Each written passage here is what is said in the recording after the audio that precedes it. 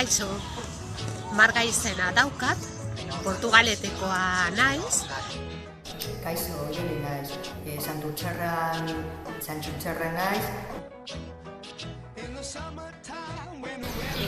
Etxekoek ez dutelako euskaraz hitz egiten, ezta lagunek ere. Betidanik euskara ikasteko asmoa izan dut, eta enbidia ematen zidalako euskara ez egiten jakitea. Lotxa galtzea kostatu zitzaidan, baina gero berbalagoni esker konfiantza irabazi duen. Nire esperientzia oso ona izan zen eta primeran pasatu nuen.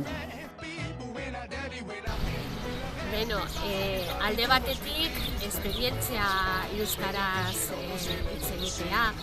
hitz egiteko eta batez ere konfiantza. Erosoagoa sentitzen nahi euskaraz hitz egitean. Jende asko ezagutu du, eta batez ere euskara hitz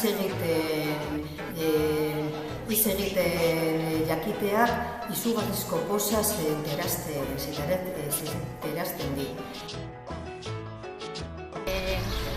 Lehenik, jende oso majua ezagutuko duzue, eta modu honetan euskara praktikatzen dut. Udan ere bai, naturaltasuna. Badirudi bizitza osoa daramatzazula euskaraz mintzatzea.